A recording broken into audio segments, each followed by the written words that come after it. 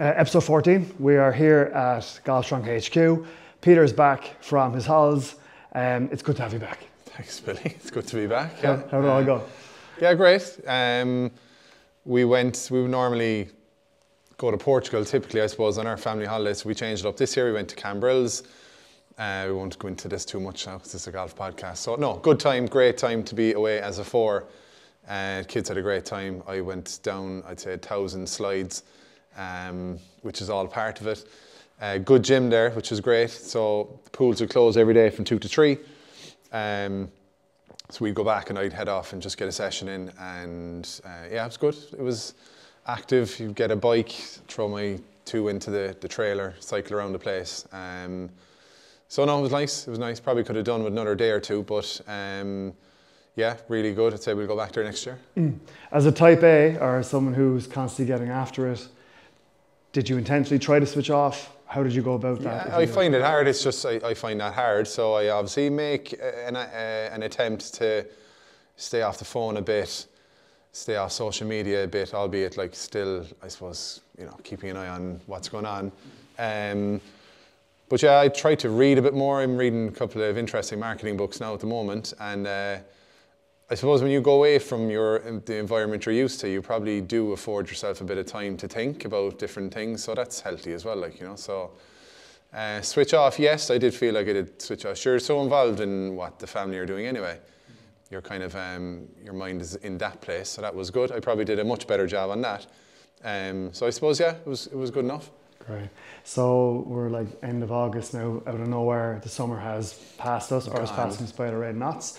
You have a couple of tournaments left to make the most out of. Yeah. So can you just tell us first of all which ones are? Yeah, I suppose on the back of playing Mullingar, so I missed a few big events just to holidays and a few various things. So Mullingar, I finished 15th or something. A lot of good there, a lot of poor there still. Just kind of sharpness around scoring. So disappointed there because I've always felt that's a course that just suits me because I have length and I hit the ball high.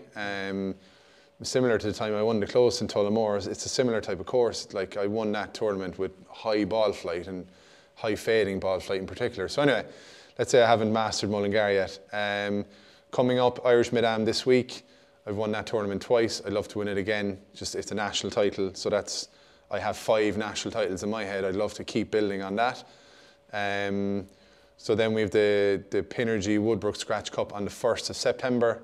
Again, they're making a massive effort there to build that Scratch Cup as one of the most prestigious ones in the country. So there's good stuff to come there. So and then the north of Ireland in Portrush, one of my favourite places to go. So I'd love to. It doesn't matter which one. I'd love to just capture one of them. And just kind of park the season with, okay, didn't really go to plan early in or middle of, and I kind of pulled something out of it at the end, So yeah, that's the plan. You mentioned they're not scoring, right? And it's something that always pops up in the extreme amateur ranks where I actually played well, but I just didn't score, and it could be down to, the 3 putts that happen more often than not. Yeah. Maybe your chip or short game not going well. Is that a mindset? Like, how do you get out of that? How do you start scoring? I think it's more of a habit. So, like, just say an example: the first round in Mullingar, 14, 16, and 18 are par 5s on that golf course. So everyone I'd say everyone to a man who plays that tournament, you're probably trying to get through 1 to 13 or 1 to 12. Under par. So I think I was 2 under through 12 in round 1, playing really nice, and 14, hit a 9-iron, I smashed it up 14. I hit a wedge to about 30 feet, and I 3-putted. And then I bogeyed next par 3, and parred in, or something like that, to shoot 71. And I'm coming off going, left 4 shots out there, So then I kind of say to myself, right, if I was more sharp on scoring, and you can break that into little buckets as well, like mental, technical, but probably more mentally sharp. Put it down to patience maybe. But no, I was kind of, when I hit the wedge, I was like, grand, that's 3 under or 4 under. Is that a mistake? Who knows? But I didn't budget for missing a 2.5-foot putt. I actually hit a decent putt. I kind of just hit something, I think.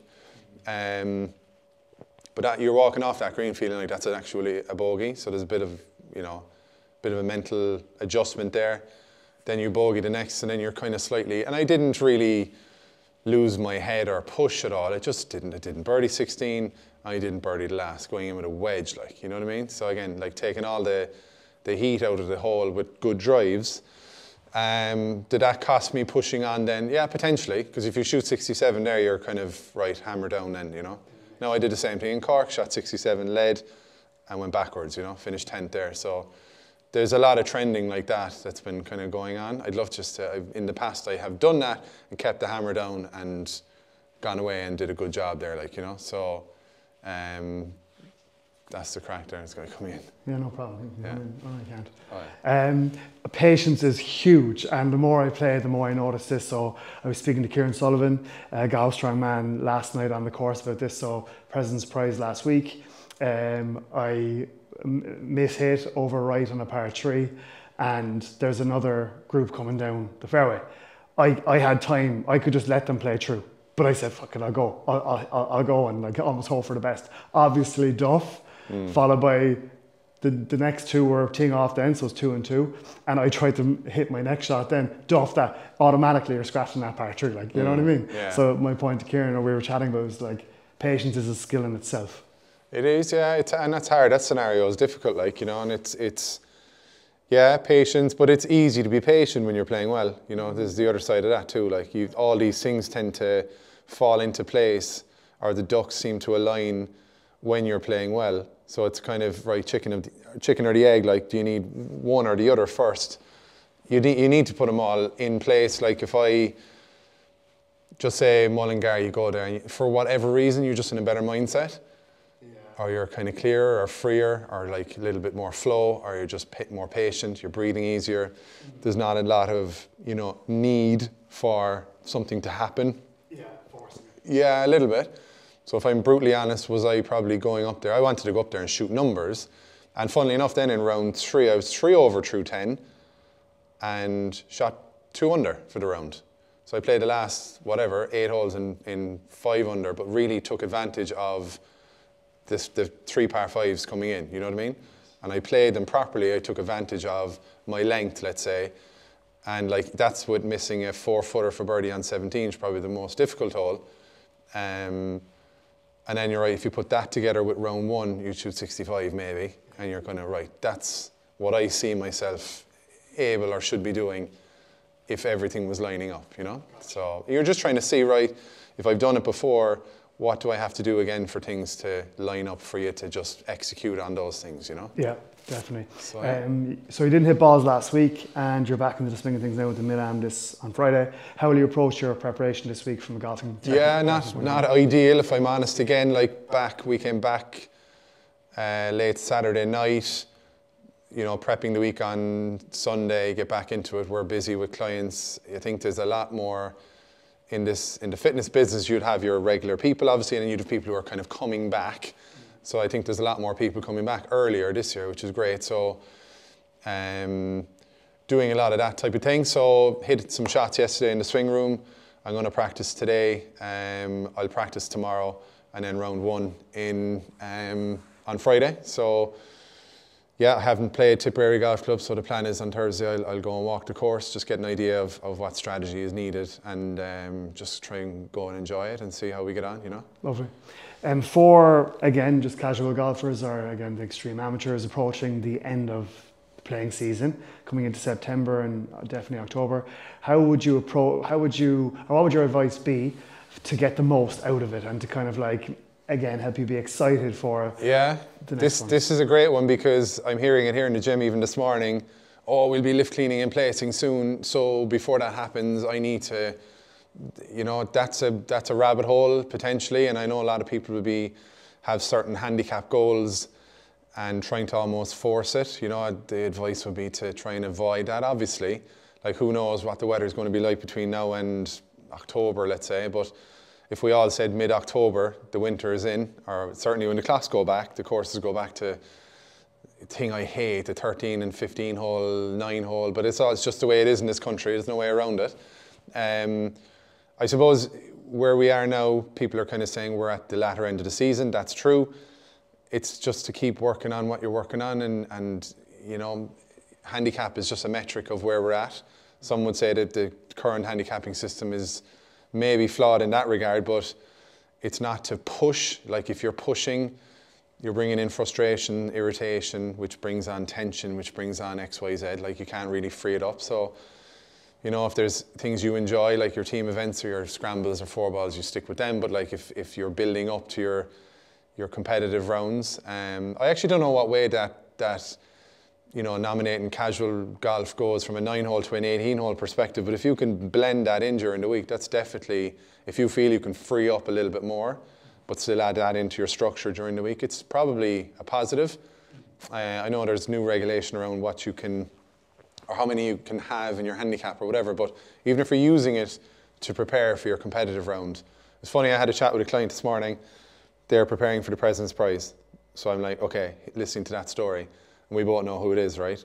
Gas character. But really into his training, really into his golf, played hurling at a really high level, knows his stuff, right? So, you know, did a real good prep week for his President's Prize, nailed it the night before.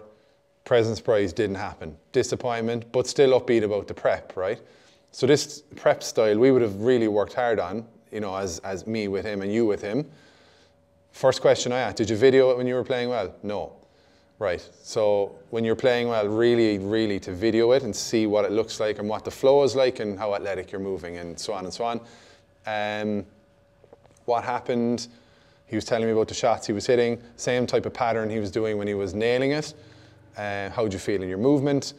But it just didn't happen. And why? What happened then? I was interested to hear, did you get short? Did you get a little frustrated? Did you go back to your default? Which all those things seem to be the case.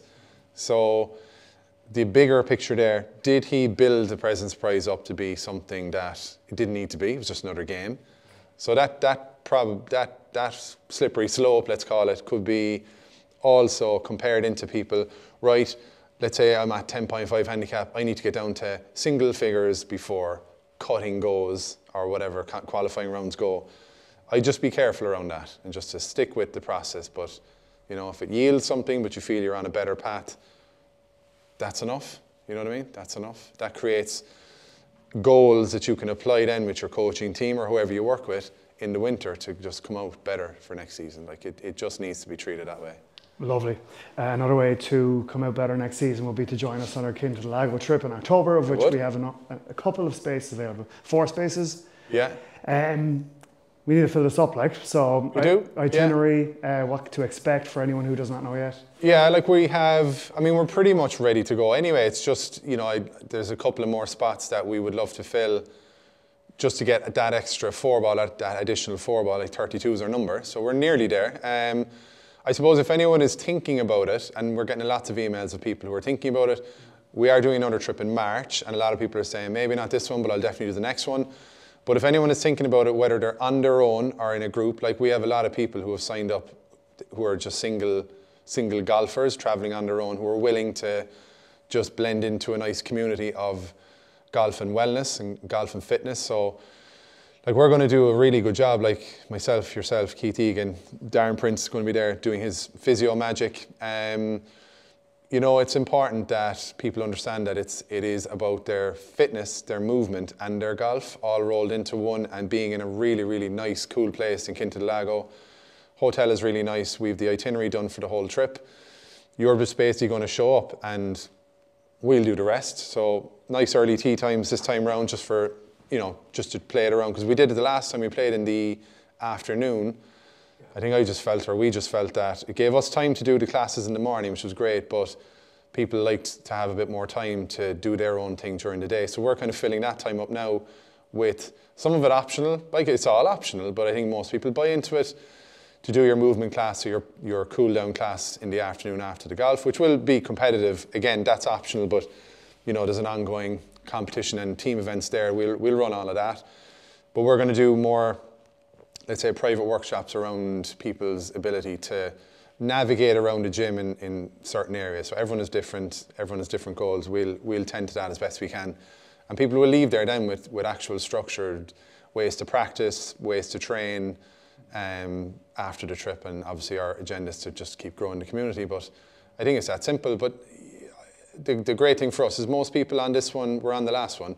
There's a lot of new people coming on this one, and a lot of people from the last one want to go on the next one, and that's the way it's going to go. So yeah, and I hope that just puts the message out there. Which is nice with the healthy competitiveness as well, which will have been built off the last one for people who were there. Like there was yeah, there's not and it's not. I suppose for people who are saying, "Oh, my golf wouldn't be up to this." This is not a golf metric in the sense that it's not an elite.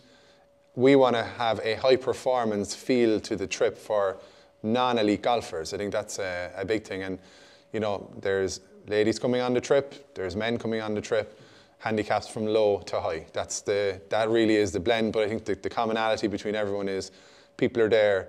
They're not there to go on the piss, pretty much. Their goal is that they want to have a nice, healthy time. Beach swims, a little bit of stretching there, breathing, meditation, mobility classes, strength training, all that rolled into one. Plus, it's all around your golf. Coming thick and fast. We'll be back next week with episode 15. Thanks for all that. Cool. See you then.